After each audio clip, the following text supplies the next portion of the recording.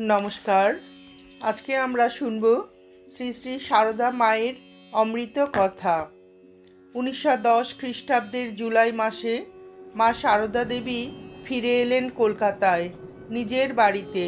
28 जुलाई मैकलाउडके निवेदिता एकटी पत्रे जानिয়েছেন শ্রীমা এখন এখানে এবং সেই সঙ্গে শ্রী রামকৃষ্ণ দেবের ভ্রাতুস্পুত্রী লক্ষ্মী দিদিও। সন্ধ্যার আসরে এখন শুধু দক্ষিণেশ্বরেরই গল্প, অতীতের কাহিনী, সুতরাং বেশ ভালো লাগে। যোগিনমার কদিন জ্বর হয়েছে। দিদি মানে গিরিশচন্দ্রের ভগিনী, যাকে তুমি সবসময় কুমারী ঘোষ বলো, সেদিন আমার সঙ্গে হাঁটতে হাঁটতে বাড়ি ফিরলেন। মায়ের বাড়িটি যেন মাধুর্যে পরিপূর্ণ। ওই একই দিনে অর্থাৎ 28/7/10 শ্রীমা শ্রীমতী অলিবুলকে একটি পত্র দেন নিবেদিতার কাছে তার অসুস্থতার সংবাদ শুনে। ইংরেজি চিঠিটি হয়তো কেউ লিখে দিয়েছিল শ্রী মায়ের নির্দেশ মতো। এখানে তার বাংলা তর্জমাটি উদ্ধৃত হলো। মা, তুমি খুবই অসুস্থ, একথা শুনে খুবই চিন্তায় আছি। তোমার কন্যা নিবেদিতার কাছে শুনলাম তুমি এখন একটু ভালো আছো। ঠাকুরের কাছে তোমার রোগ মুক্তির প্রার্থনা করি। তুমি ভালো হয়ে উঠলে আমার কত আনন্দ হবে কি বলবো। ঠাকুর শ্রীরামকৃষ্ণদেবের চরণে তোমার হয়ে আমি তুলসী আর বেলপাতা দিয়েছি, আর 3 সন্ধ্যা তার সামনে বসে আমি তোমার জন্য প্রার্থনা করেছি। এখন এই সঙ্গে শ্রী শ্রী ঠাকুরের কাছে পুজোর সময় নিবেদিত পুষ্পচন্দন তোমার কাছে পাঠাচ্ছি। আমার গভীর ভালোবাসা আশীর্বাদ অনুভব করো। তোমাকে খুব ভালোবাসি, অন্তর থেকে আশীর্বাদ করি। তোমার কাছ থেকে অনেক দূরে আছি, তবু সদাই মনে হয় তুমি কাছেই আছো। তোমার মা। 4 আগস্ট ম্যাকলাউডের কাছে নিবেদিতার লেখা একটি পত্রেও মা শারদা দেবীর সংবাদ পাওয়া যায়। শ্রীমা সর্বদাই মধুরিমায় পূর্ণ। গত রাত্রে তার চমৎকার শ্বেত পাথরের ঘরে একটি ভাষণ শোনার জন্য তিনি সকলকে অভ্যর্থনা জানাচ্ছিলেন। সেখানে অনেক পুরুষও উপস্থিত ছিল। শ্রীমা ও তার মেয়েরা পাশের শয়নকক্ষে চিকের আড়ালে বসেছিলেন। কয়েক সপ্তাহ এখানে থেকে তাকে বিশ্রামপ্রাপ্ত এবং আগের চেয়ে ভালো দেখাচ্ছে। আমার মনে হয় গ্রামে লোকজন তাকে এত বেশি পরিশ্রম করায় যে মায়ের শরীর ক্ষয় হয়ে যায়। বলরাম বাবুর স্ত্রীর অনেক দিনের ইচ্ছা কোঠারে তাদের জমিদারিতে শ্রীমাকে কিছুদিনের জন্য নিয়ে গিয়ে একান্তভাবে তার সেবা করেন। এবার তিনি সেই প্রার্থনা জানালেন মা শারদা দেবীর কাছে। বলরাম বাবু ও তার পরিবারবর্গের প্রতি ঠাকুর শ্রীরামকৃষ্ণদেবের আদেশের কথা স্মরণ করে শ্রীমা কোঠার গমনে সম্মতি জানালেন। 1910 সালের 5 ডিসেম্বর কোঠারে যাওয়ার দিন স্থির হলো। সঙ্গে যাবেন গোলাপ মা, সুরবালা, রাধু এবং স্বামী আত্মানন্দ, শুকুল মহারাজ, কৃষ্ণলাল মহারাজ, রামবাবু, আশুতোষ মিত্র প্রভৃতি আরও 2-1 ভক্ত। নির্দিষ্ট দিনে ট্রেনে তারা ভদ্রক স্টেশনে পৌঁছে সেখানকার কাছারি বাড়িতে কিছুক্ষণ বিশ্রাম করে পালকি ইত্যাদিতে সকলে উপস্থিত হলেন। ভদ্রক থেকে 8-9 ক্রোশ দূরবর্তী কোঠারে। তখন কোঠারের জল হাওয়া বেশ ভালো, সকলেই বেশ আনন্দে দিন যাপন করছিলেন। কিন্তু বাদ সাধলেন সুরবালা। তার পাগলামির মাত্রা বেড়ে যাওয়াতে বাধ্য হয়ে তাকে জয়রামবাটিতে পাঠিয়ে দেওয়া হলো। কোঠারে অবস্থানের ব্যবস্থা ছিল সদর ও অন্দরমহলের স্বাতন্ত্র রেখে। সদর অংশে থাকতেন পুরুষ ভক্তের দল, খাবার সময় তারা উপস্থিত হতেন অন্দরমহলে। শুকুল মহারাজ, কৃষ্ণলাল মহারাজ ও আশুতোষ মহারাজ বরাবরই নিরামিষাশী। অপর একজন ভক্ত মাত্র মাস 2 আগে নিরামিষ গ্রহণ করতে শুরু করেছেন, কারণ শ্রীমা যখন স্বয়ং নিরামিষ আহার করেন তখন তিনিও স্থির করেন আর আমিষ গ্রহণ করবেন না। একদিন সকলে যখন মধ্যাহ্ন আহারে বসেছেন তখন গোলাপ মা ওই ভক্তটিকে শ্রীমার নাম করে মাছ খেতে বলেন, কিন্তু ভক্তটি কিছুতেই সম্মত হলেন না। বারবার শ্রীমার আদেশের কথা জানানো সত্ত্বেও ভক্তটি নিজের সিদ্ধান্তে অবিচল হয়ে রইলেন। তখন শ্রীমা স্বয়ং এসে উক্ত ভক্তের পাতে দুটি চিংড়ি মাছ দিয়ে বললেন, যা বলবার আছে বিকেলে বলো, এখন খাও। ভক্তটি বাধ্য হয়েই সেদিন মাছ খেলেন। বিকালে এক সময়ে শ্রীমা তাকে ডেকে পাঠালেন খিড়কির দরজায়। প্রশ্ন করলেন, মাছ খাওয়া ছেড়ে কেন দিয়েছ? ভক্তটি উত্তর দিলেন, আপনি কেন খান না? মা সারদা দেবী দৃঢ় কণ্ঠে বললেন, আমি কি এক মুখে খাই? তুমি কি মনে করো? বোকামি করো না, মাছ খাবে, আমি বলছি খাবে। শ্রী মায়ের এই জোরের কাছে ভক্তটি পরাস্ত হলেন। তারপর থেকে আবার পূর্বের মতোই আমিষ গ্রহণ করতে শুরু করেন। 1911 খ্রিস্টাব্দের জানুয়ারি বা ফেব্রুয়ারি মাসে কোঠারে মহা সমারোহে সরস্বতী পুজোর ব্যবস্থা হয়। পুজো উপলক্ষে রাত্রে প্রতিমার সামনে উৎকল দেশীয় যাত্রাগানের বন্দোবস্ত হলো। অবশ্যই যাত্রাগানে কোনো সংলাপ ছিল না, শুধু গান এবং নৃত্যকলার মাধ্যমে অভিনয়। আধুনিক পরিভাষায় যাকে বলা যেতে পারে নৃত্যনাট্য। সুতরাং ভাষার বিপত্তির জন্য রস গ্রহণে কারো অসুবিধা হয়নি। শ্রীমা সারা রাত্রি জেগে এই পালা দর্শন করে এমনই মুগ্ধ হন যে তার ইচ্ছায় পরদিন আবার একই পালা পরিবেশিত হলো।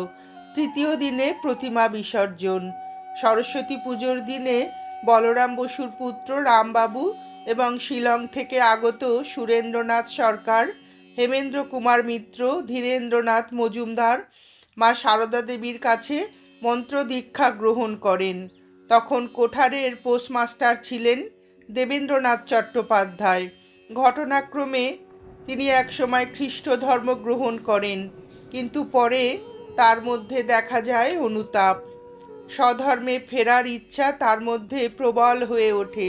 তার আগ্রহ ও মানসিক অনুশোচনার কথা জানতে পেরে রামকৃষ্ণ বসু মানে বলরামবাবুর পুত্র ও কৃষ্ণলাল মহারাজ মা সারদা দেবীকে সব বিষয়টি জানান। ভক্তদের মুখে আনুপূর্বিক সব শুনে শ্রীমা বিধান দিলেন, দেবেন্দ্রবাবু যেন সরস্বতী পুজোর পূর্বদিনে বলরামবাবুর গৃহদেবতা কোঠারস্থ রাধাশ্যাম চাঁদজির সম্মুখে যথাবিধি প্রায়শ্চিত্ত করেন এবং গায়ত্রী মন্ত্র জপ করে যজ্ঞোপবীত ধারণ করেন। তাহলে তিনি পুনরায় ব্রাহ্মণত্বে ফিরতে পারবেন। সেই অনুসারে দেবেন্দ্রবাবু প্রায়শ্চিত্ত করে কৃষ্ণলাল মহারাজের কাছ থেকে গায়ত্রী মন্ত্র এবং যজ্ঞোপবীত গ্রহণ করেন।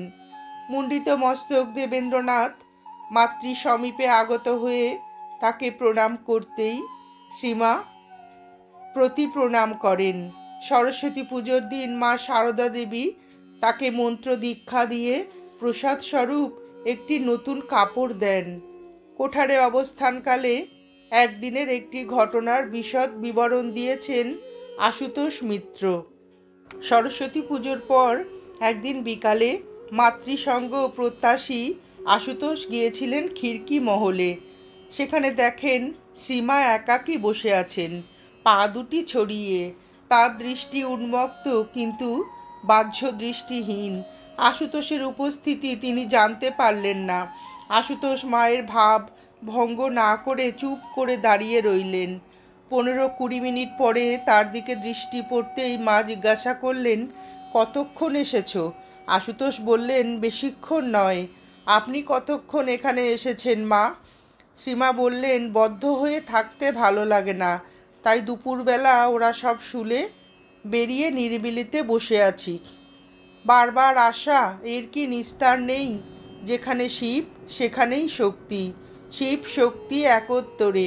বারবার সেই শিব সেই শক্তি, নিস্তার নেই। তবু তো লোকে বোঝে না কত কষ্ট ঠাকুর করেছেন তাদের জন্য, কী সব তপস্যা। তপস্বীর কি দরকার? তবু তপস্বী, খালি লোকের জন্য। লোক কি পারবে? তাদের তেজ কই, শক্তি কই? তাই তো ঠাকুরকেই সব করতে হয়। কাকুরগাছির একটা গান জানো? আশুতোষ মিত্র বললেন, কোন গানটা মা? শ্রীমা বললেন, এসেছে কাঙালের ঠাকুর কাঙালের তরে। সত্যি বাছারা আমার কাঙাল, একবার মা বলে ডাকলে কি থাকা যায়? অমনি ঠাকুরকে আসতে হয়। আশুতোষ বললেন, চৈতন্য দেবও কি এই ঠাকুর? শ্রীমা বললেন, হ্যাঁ হ্যাঁ, এই ঠাকুর। বারবার একই চাঁদ, রোজ রোজ, নিস্তার নেই, ধরা পড়ে আছেন। তারই জীব, তিনি দেখবেন না তো কে দেখবে? ও পাড়ার লোক এসে বলেছেন, যখনই ডাকবি মোরে, এসে দেখা দিব তোরে। এইটা মনে রেখো, কখনো ভুলো না, ডাকলেই পাবে। তিনি যে কল্পতরু। আশুতোষ বলিলেন, আমি জানি আমার মাকে। শ্রীমা বললেন, ঠাকুরই তো মা বলি শিখিয়েছেন। মা বলা কি ছিল আর? তার সৃষ্টি, তিনিই প্রসব করেছেন, আবার খেয়ে ফেলেছেন। খেয়ে ফেলেছেন মানে কি? মুক্ত করে দিচ্ছেন। তার লীলা, তার খেলা। বলে, বারে বারে আসি, দুঃখ রাশি রাশি, যাতনা সহিবে কদিন। এ কি খালি জীবের? এ যে ঠাকুরের। তাই বসে বসে ভাবছিলুম, দেখলুম শেষ নেই। ঠাকুরের কি কষ্ট কে বুঝবে? আশুতোষ মিত্র বলিলেন, খালি ঠাকুরের কেন মা, আপনারও তো। আপনি আর ঠাকুর তো এক। শ্রীমা বললেন, ছি, ও কথা বলতে আছে বোকা ছেলে। আমি যে তার দাসী পরনী। তুমি যন্ত্রী, আমি যন্ত্র। তুমি ঘরণী, আমি ঘর। যেমন করাও তেমনি করি। সব ঠাকুর, ঠাকুর ছাড়া কিছু নেই। একবার মনে হয়, জীবের ধার কি শোধ হবে না? আবার ভাবি, না, এ ধার তো শোধ হবার নয়, দাঁতে কুটো কেটেও নয়, জীব যে তার। আশুতোষ বলিলেন, তাই বুঝি যে আসছে মন্ত্র নিতে তাকেই দিচ্ছেন? শ্রীমা বললেন, কত শোক তাপ পেয়ে, কত জ্বালা যন্ত্রণায় জীব ছটফট করে আসছে। ঠাকুর না হলে কে তাদের জ্বালা ঘোচাবে? তিনি যে ব্যথার ব্যথী, তিনি যে নিজে তার চেয়েও জ্বালা পাচ্ছেন, তাই তো তাদের জ্বালা বুঝছেন। একবার দেখি কি জানো? দেখি না, ঠাকুর সব হয়ে রয়েছেন। যেদিকে দেখি সেই দিকেই ঠাকুর। কানাও ঠাকুর, খোড়াও ঠাকুর। ঠাকুর ছাড়া আর কেউ নেই। যখন বুঝলাম তারই সৃষ্টি, তিনিই সব হয়েছেন, জীব কোনো কষ্ট পাচ্ছে না, তিনিই পাচ্ছেন। তাই তো যে এসে কেঁদে পড়ে তাকেই উদ্ধার করতে হয়, তারই জিনিসে তাকেই করি। এরা সব ঘুমোতে বলে। ঘুম কি আর আছে? না আসে। মনে হয় যতক্ষণ ঘুমোবো ততক্ষণ জপ করলে জীবের কল্যাণ হবে। একবার মনে হয়, এই শরীরটুকু না হয় একটা খুব বড় শরীর হতো, তাহলে কত জীবের কল্যাণ হতো। একটা ডেও পিঁপড়ে যাচ্ছে, রাধি তাকে মারবে। দেখলুম কি তা জানো? সেটা তো পিঁপড়ে নয়, ঠাকুর। ঠাকুরের সেই হাত পা মুখ চোখ সব সেই। রাধুকে আটকালাম, ভাবলুম সব জীব তো ঠাকুরের। আমি আর কি করতে পারছি? কজনকে দেখতে পাচ্ছি? তিনি যে সকলের ভার আমার উপরে দিয়েছেন। সকলকে দেখতে পারতুম তবে তো হতো। সন্ধ্যা হলো, মাঙ্গলিক শঙ্খ ঘণ্টা বেজে উঠল। শ্রীমাও উঠলেন ঠাকুরকে সন্ধ্যা দেবার জন্য। কোঠারে থাকাকালীন মা সারদা দেবীর দাক্ষিণাত্য ভ্রমণের ব্যবস্থা হয়। তার নিজেরও একান্ত ইচ্ছা ছিল রামেশ্বর দর্শন। কারণ শ্রীরামকৃষ্ণদেবের পিতা ক্ষুদিরাম চট্টোপাধ্যায় রামেশ্বর থেকেই তাদের গৃহদেবতা রামশিলা সংগ্রহ করে এনে গৃহে প্রতিষ্ঠা করে নিত্য পুজোর ব্যবস্থা করেন। সুতরাং মা সারদা দেবী সাগ্রহে এই পরিকল্পনা অনুমোদন করলেন। কলকাতায় স্বামী সারদানন্দের কাছে খবর পৌঁছালে তিনি সানন্দে যাবতীয় ব্যবস্থা করলেন এবং মাদ্রাজে স্বামী রামকৃষ্ণানন্দের কাছে পত্রযোগে মায়ের জন্য উপযুক্ত আয়োজনের কথা জানান। রামকৃষ্ণানন্দও মায়ের তীর্থ দর্শনের ভার গ্রহণ করেন। শ্রীমার সঙ্গী হলেন কৃষ্ণলাল মহারাজ, গোলাপ মা, রামবাবুর মা, বলরামবাবুর স্ত্রী খুড়িমা ও রাধু। ইতিমধ্যে তিনি আশুতোষ মিত্র মারফত সুরবালাকেও জয়রামবাটি থেকে আনিয়ে নিয়ে তাকেও সঙ্গে নিয়ে যান। কোয়ালপাড়ার কেদার দত্তের স্ত্রীও তাদের সঙ্গ গ্রহণ করেন। 1911 ফেব্রুয়ারি মাসে দাক্ষিণাত্য অভিমুখে তাদের যাত্রা শুরু হলো। স্বামী রামকৃষ্ণানন্দের ব্যবস্থা মতো গঞ্জাম জেলার বহরমপুরের কেলনার কোম্পানির তৎকালীন বাঙালি ম্যানেজার স্টেশনে উপস্থিত হয়ে সকলকে গাড়ি থেকে নামিয়ে নিজের বাড়ি নিয়ে গেলেন। পরদিন সকলে আবার মাদ্রাসগামী ট্রেনে করে গন্তব্য পথে এগিয়ে চললেন। বিকেলের দিকে গাড়ি যখন ওয়ালটিয়ারের নিকটবর্তী হলো তখন পাহাড়ের ধাপে বাড়িগুলি ট্রেন থেকে দেখে শ্রীমা আনন্দে উচ্ছ্বসিত। দেখো, ঠিক যেন ছবির মতো। পরদিন দুপুরে তারা পৌঁছলেন মাদ্রাজে। স্টেশনে স্বামী রামকৃষ্ণানন্দ এবং কয়েকজন দক্ষিণ দেশীয় ভক্ত অপেক্ষা করছিলেন। সকলে জয়ধ্বনি সহকারে শ্রীমাকে অভ্যর্থনা জানালেন। মাইলাপুরে শ্রীরামকৃষ্ণ মঠের সামনেই একখানি ভাড়া বাড়ির ব্যবস্থা হয়েছিল। সেই বাড়িতে সঙ্গিনীদের নিয়ে প্রায় 1 মাস শ্রীমার অবস্থান। অবশ্য সেখানে অন্যান্য দ্রষ্টব্য স্থানগুলি পরিদর্শন করেছিলেন। এই সময় দেবমাতাকে লিখিত মা সারদা দেবীর একখানি পত্র বিশেষ মূল্যবান। সুন্দর বিলাস, মাদ্রাজ, ভারত।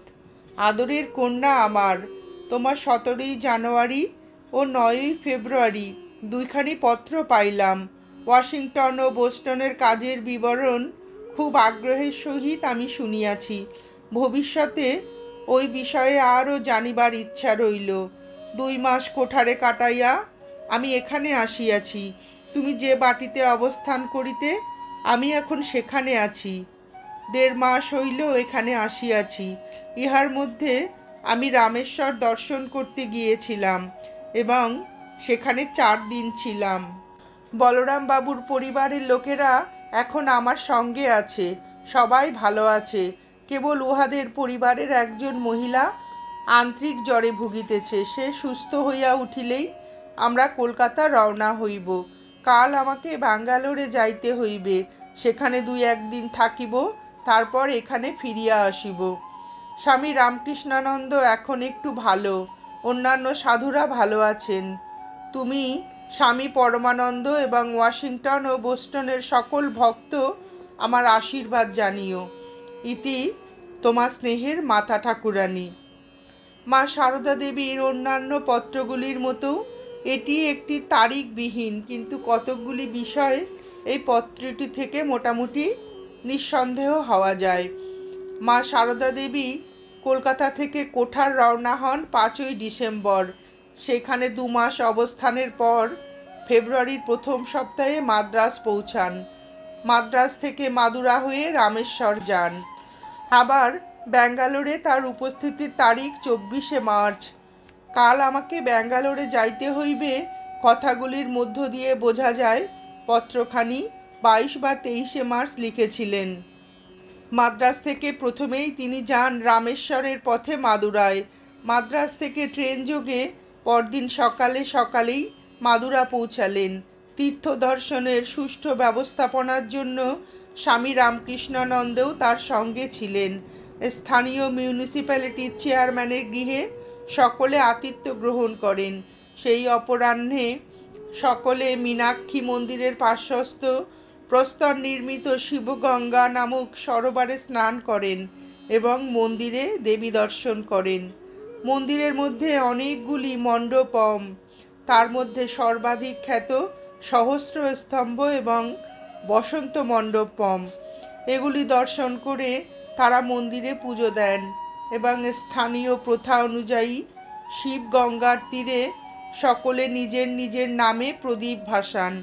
এছাড়া তিরুমল নায়কের সুপ্রসিদ্ধ প্রাসাদ ও তেপ্পাকুলম নামে সুবৃহৎ সরোবর দেখেছিলেন। পরদিন মধ্যাহ্নে মাদুরা থেকে রামেশ্বর অভিমুখে যাত্রাপথে মণ্ডপমে উপস্থিত হন এবং স্টিমারে সমুদ্রের খাড়ি অতিক্রম করে পাম্বান পৌঁছান। সেখান থেকে ট্রেনে করে রামেশ্বর উপস্থিত হন রাত 11টায়। পূর্ব ব্যবস্থা মতো পাণ্ডা গঙ্গারাম পীতাম্বর কর্তৃক সংগৃহীত ভাড়া বাড়িতে সকলে রাত্রি যাপন করে পরদিন মন্দিরে দর্শন ও পুজো দান করেন। রামেশ্বরের বালুকাময় প্রস্তরে লিঙ্গ মূর্তি কঠিন প্রস্তর মূর্তি নয়। গর্ভ মন্দিরে রক্ষিত সেই লিঙ্গ মূর্তিটি স্বর্ণ মুকুটে আচ্ছাদিত। আগত ভক্তরা সেই স্বর্ণ মুকুটের উপরে স্নান জল ঢেলে দেন। তবে অতি প্রত্যুষে অনাবৃত মূর্তিরও দর্শন পাওয়া যায়। রামেশ্বরের বিগ্রহে স্নান ও ভোগের ব্যবস্থা হয় গঙ্গা জলে। পাম্বান দ্বীপ ও রামেশ্বর মন্দির ছিল তখন রামনাদের রাজার অধীন। তিনি স্বামীজির ভক্ত। স্বামীজি এখানে এসে দর্শকের খাতায় যে মন্তব্য লিখেছিলেন এবং যে বক্তৃতা দিয়েছিলেন, বিগ্রহের সম্মুখস্থ দেয়ালের গাত্রে তা এখনও উৎকীর্ণ অবস্থায় দেখা যায়। সেই বিবেকানন্দের গুরুপত্নী শ্রীমা রামেশ্বর দর্শনে আসছেন শুনে তিনি চার কর্মচারীদের তার যোগে তার মন্দির ও বিগ্রহ দর্শনের সুষ্ঠু সুব্যবস্থার নির্দেশ দিয়েছিলেন। শ্রীমা বিগ্রহ দর্শনে উপস্থিত হলে রাজাদেশ অনুযায়ী উপরে স্বর্ণ আবরণ সরিয়ে দেওয়া হয়। সেই অনাচ্ছাদিত লিঙ্গ মূর্তি দর্শন করে মা সারদা দেবী অস্ফুট স্বগতোক্তি করেন, যেমনটি রেখে গিয়েছিলাম ঠিক তেমনটিই আছে। নিকটবর্তী ভক্তদের কানে কথাটি পৌঁছলেই তারা সচকিতে প্রশ্ন করেন, মা কি বললেন? সহাস্যে শ্রীমা উত্তর দিলেন, ওই একটা কথা মুখ দিয়ে বেরিয়ে গেল। মা সারদা দেবীর মনে স্বাদ মিটিয়ে রামেশ্বরকে গঙ্গা জলে স্নান করান এবং স্বামী রামকৃষ্ণানন্দ আনিত 108টি স্বর্ণ নির্মিত বিল্লপত্র দিয়ে পুজো করেন। রামেশ্বরে মা সারদা দেবী ত্রিরাত্র যাপন করেন এবং তিনি প্রতিদিনই মন্দিরে গিয়ে পুজোর ব্যবস্থা করেন। তৃতীয় দিনে মন্দিরে বিশেষ পুজোর আয়োজন হয় এবং পুঁথি থেকে পাণ্ডাদের মুখে রামেশ্বর মাহাত্ম্য শ্রবণ করে তাদের ভোজন করান। প্রত্যেক পাণ্ডাকে একটি করে জলের ঘটি দিয়ে তাদের সম্মান প্রদর্শন করেন। পুরাণ কথা শোনার সময় হাতে পান ও সুপারি নিয়ে বসার রীতি প্রচলিত আছে। কথা শেষ হলে সেইগুলি কথককে দান করতে হয়। শ্রীমা সেই সব আচার আচরণ যথাযথভাবে পালন করেন। কর্মচারীদের উপর রাজার আদেশ ছিল, মন্দির সংলগ্ন রত্নাগারটি যা সাধারণ দর্শকরা দেখার সুযোগ পায় না, সেটা যেন মা সারদা দেবীকে দর্শন করানো হয়। শুধু তাই নয়, যদি তার থেকে কোনো বস্তু শ্রীমা গ্রহণ করতে চান, তাহলে তা যত মূল্যবানই হোক না কেন, তৎক্ষণাৎ যেন মাকে সেটা প্রদান করা হয়। কর্মচারীদের মুখে রাজার নির্দেশের কথা শুনে মা সারদা দেবী বুঝতে পারলেন না তার চেয়ে নেবার মতো কি আছে। তার যা কিছু প্রয়োজন সবই তো শশী মহারাজ স্বামী রামকৃষ্ণানন্দ মিটিয়ে দিচ্ছেন। কিন্তু সরাসরি রাজার ইচ্ছা প্রত্যাখ্যান করাও উচিত হবে না মনে করে তিনি বলেন, রাধু যদি কিছু নিতে চায় তো নিতে পারে। রত্নাগার দর্শন প্রসঙ্গে শ্রীমার মুখ থেকেই শোনা যাক। মা বলিলেন, রামনাদের রাজা আমি এখানে এসেছি শুনে দেওয়ানকে হুকুম দিলেন মন্দিরের রত্নাগার খুলে আমাকে দেখাতে, আর যদি আমি কোনো জিনিস পছন্দ করি তখনই যেন তা আমাকে উপহার দেওয়া হয়। আমি আর কি বলবো, কিছু ঠিক করতে না পেরে বললাম, আমার কি প্রয়োজন, আমার যা কিছু দরকার সব শশীই ব্যবস্থা করছে। আবার তারা ক্ষুণ্ণ হবে ভেবে বললাম, আচ্ছা রাধুর যদি কিছু দরকার হয় নেবে এখন। রাধুকে বললাম, দেখ তোর যদি কিছু দরকার হয় নিতে পারিস।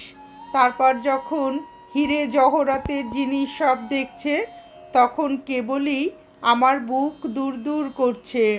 ঠাকুরের কাছে আকুল হয়ে প্রার্থনা করছি, ঠাকুর রাধুর যেন কোনো বাসনা না জাগে।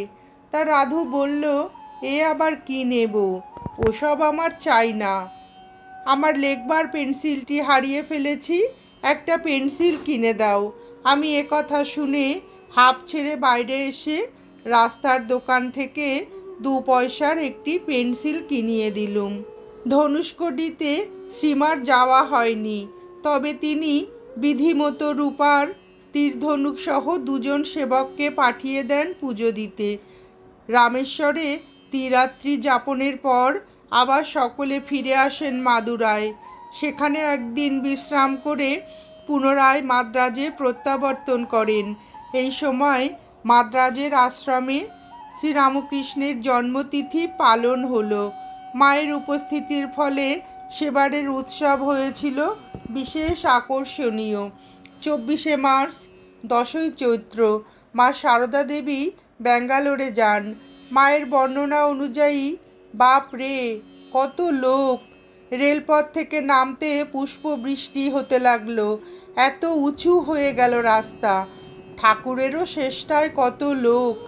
আমি তো এত বলি, কুলুগুরুর কাছে মন্ত্র নাও, তারা প্রত্যাশা করে। আমার তো কিছু প্রত্যাশা নেই, তা ছাড়ে না, কাঁদে। দেখে দয়া হয়। আর আমারও শেষ হয়ে এলো। এখন যে কদিন আছি এমনি হবেই। তখন ব্যাঙ্গালোরে শ্রীরামকৃষ্ণ মঠ শহরের মধ্যে একটি নির্জন এবং শান্ত পরিবেশে অবস্থিত ছিল।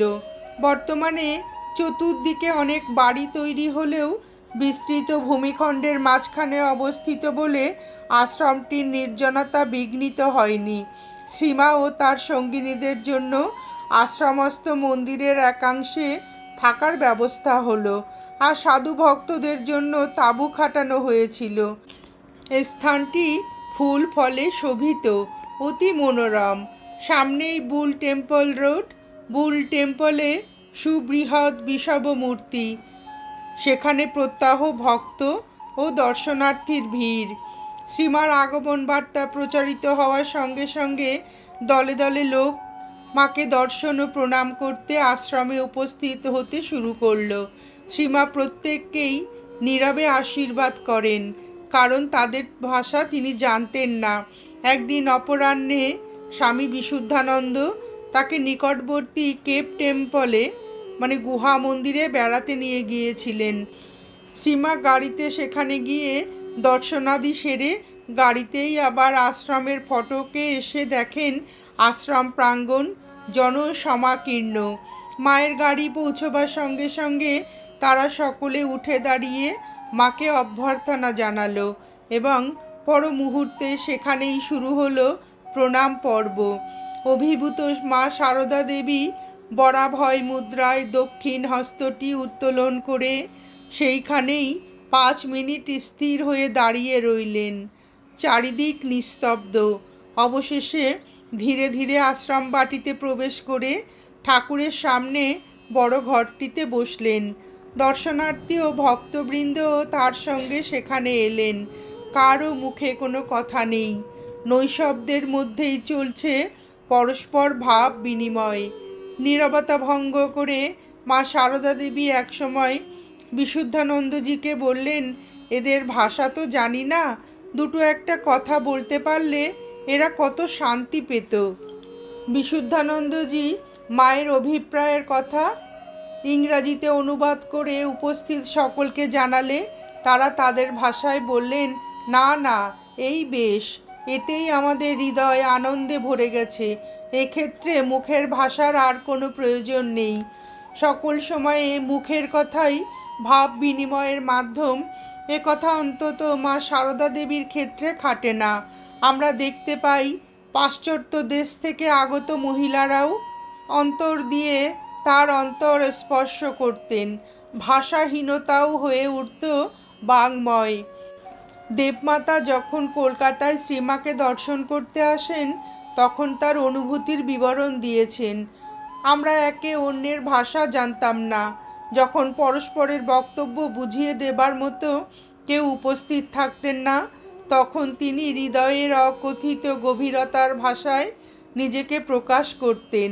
সে ভাষা বুঝতে আমাদের কারোরই কোনো অসুবিধা হতো না। নমস্কার, আজ এ পর্যন্তই। শ্রী শ্রী সারদা মায়ের এই অমূল্য মধুর অমৃত কথা শুনে আপনাদের ভিডিওটি কেমন লাগলো জানাবেন। শ্রী শ্রী মা এবং শ্রী শ্রী ঠাকুরের অফুরন্ত আশীর্বাদ আপনাদের সকলের মাথার উপর অঝোর ধারায় বর্ষিত হোক, এই প্রার্থনা করে ভিডিওটি শেষ করছি।